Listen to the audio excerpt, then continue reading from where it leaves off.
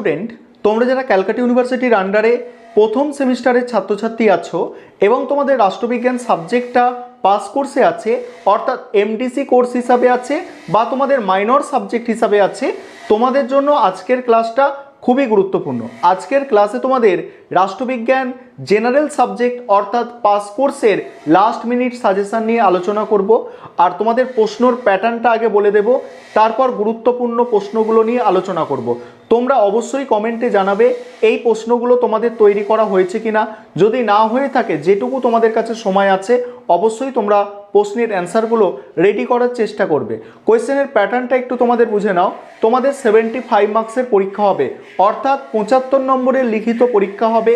এই 75 নম্বরের মধ্যে 15 নম্বরের প্রশ্ন পরীক্ষায় 4টে লিখতে হবে, মডিউল 2 থেকে 2টো, মডিউল 1 থেকে 2টো, অর্থাৎ তোমাদের 15 নম্বরের প্রশ্ন পরীক্ষায় 4টে লিখতে হবে, মডিউল 1 থেকে 2টো, মডিউল 2 থেকে 2টো। এই গেল 15 নম্বরের প্রশ্ন। এবং 5 নম্বরের প্রশ্ন মডিউল 1 আর মডিউল 2 মিলিয়ে পরীক্ষায় 3টে প্রশ্ন তোমাদের লিখতে হবে। এখানে দেখো কোয়েশ্চেনের প্যাটার্নটা আমি লিখে দিয়েছি। এবারে তোমরা 15 নম্বরের জন্য যে প্রশ্নগুলো তৈরি করবে সেগুলো শুনে নাও। তার আগে বলে রাখি, তোমাদের 15 নম্বরের প্রশ্ন কিন্তু খুব বেশি বিস্তারিত করে লিখতে হবে না জেনারেল কোর্সের ক্ষেত্রে, অর্থাৎ এমডিসি বা মাইনর সাবজেক্টের ক্ষেত্রে তোমাদের কিন্তু খুব বিস্তারিত অনার্সের মতো লিখতে হবে না। তোমাদের 15 নম্বরের প্রশ্ন 300 ওয়ার্ডের মধ্যে লিখতে বলা হয়েছে ইউনিভার্সিটির নিয়ম অনুযায়ী। তোমরা 300 ওয়ার্ডে লিখলেই যথেষ্ট। এবারে 15 নম্বরের জন্য যে প্রশ্নগুলো তৈরি করবে একটু শুনে নাও।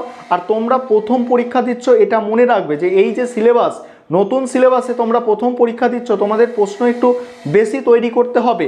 যে আমিও 4টে প্রশ্ন বলে দিতে পারতাম যে এই 4টে প্রশ্ন পড়ে যাও, এই 4টে পরীক্ষায় চলে আসবে, তবে নতুন সিলেবাস একটু বেশি প্রশ্ন তৈরি করতে হবে। তবে শেষে আমি যেগুলো মোস্ট ইম্পর্টেন্ট সেগুলো তোমাদের আমি বলে দেবো, যে গোটা কয়েক বেছে আমি বলে দেবো। ভালো করে প্রশ্নগুলো আগে শুনে নাও। দেখো, স্বাধীনতা ও সাম্যের মধ্যে সম্পর্ক লেখো, এই প্রশ্নটা তৈরি করবে। 15 নম্বরের প্রশ্নগুলো বলছি। স্বাধীনতা সাম্যের মধ্যে সম্পর্ক আলোচনা করো, এটা তৈরি করতে হবে গুরুত্ব সহকারে। জন রলসের ন্যায় তত্ত্ব অর্থাৎ ন্যায় সম্পর্কে রলসের ধারণা, এটা তৈরি করতে হবে তোমাদের। ডেভিড হেল্ডের গণতন্ত্রের মডেল, এটা ভালো প্রশ্ন তোমাদের জন্য। তারপরে আছে আইনের সংজ্ঞা এবং আইনের উৎস, এটা ভালো করে তৈরি করতে হবে। সার্বভৌমিকতা সম্পর্কে একত্ববাদ বা অস্টিনের মতবাদ, সার্বভৌমিকতা সম্পর্কে একত্ববাদ বা অস্টিনের মতবাদ মোস্ট ইম্পর্টেন্ট প্রশ্ন পাস কোর্সের জন্য।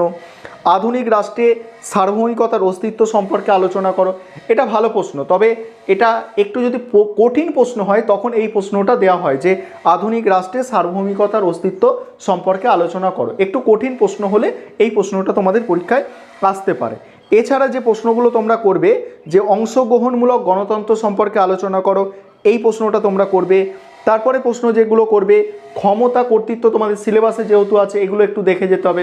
ক্ষমতা কাকে বলে, ক্ষমতার বৈশিষ্ট্য, কর্তৃত্ব কাকে বলে, কর্তৃত্বের বৈশিষ্ট্য, এগুলো দেখে যেতে হবে। রাষ্ট্রের সংজ্ঞা বৈশিষ্ট্য, অর্থাৎ তোমরা ক্লাস 12-এ তোমরা পড়েছো, ক্লাস 12-এ নয় সরি ক্লাস 11-এ তোমরা পড়েছো রাষ্ট্র কাকে বলে, রাষ্ট্রের বৈশিষ্ট্য, এগুলো তোমাদের একটু দেখতে হবে। ঠিক আছে, এই সহজ প্রশ্ন হলে এগুলো আসবে। রাষ্ট্র কাকে বলে, রাষ্ট্রের বৈশিষ্ট্য, রাষ্ট্রের নির্দিষ্ট ভূখণ্ড, সার্বভৌমিকতা, সরকার, ঠিক আছে, এইগুলো যে আছে, জনগণ, এই যে 4টে বৈশিষ্ট্য আছে, এই 4টে বৈশিষ্ট্য তোমাদের দেখতে হবে। জাতি রাষ্ট্রের মধ্যে পার্থক্য, এটা তোমাদের দেখে যেতে হবে। এই হচ্ছে তোমাদের 15 নম্বরের এই কটা প্রশ্ন। তোমরা অতি অবশ্যই দেখে যাওয়ার চেষ্টা করো। প্রথমে যেগুলো বলেছি সেগুলোই বেশি গুরুত্বপূর্ণ, যেমন সাম্য স্বাধীনতার মধ্যে সম্পর্ক, জন রলসের হচ্ছে ন্যায় তত্ত্ব, ডেভিড হেল্ডের যে শ্রেণীবিভাগ, গণতন্ত্রের যে শ্রেণীবিভাগ বা মডেল ডেভিড হেল্ডের, এটা ভালো করে দেখবে। আইনের সংজ্ঞা উৎস, ঠিক আছে, অস্টিনের একত্ববাদ, আধুনিক রাষ্ট্রে সার্বভৌমিকতার অস্তিত্ব।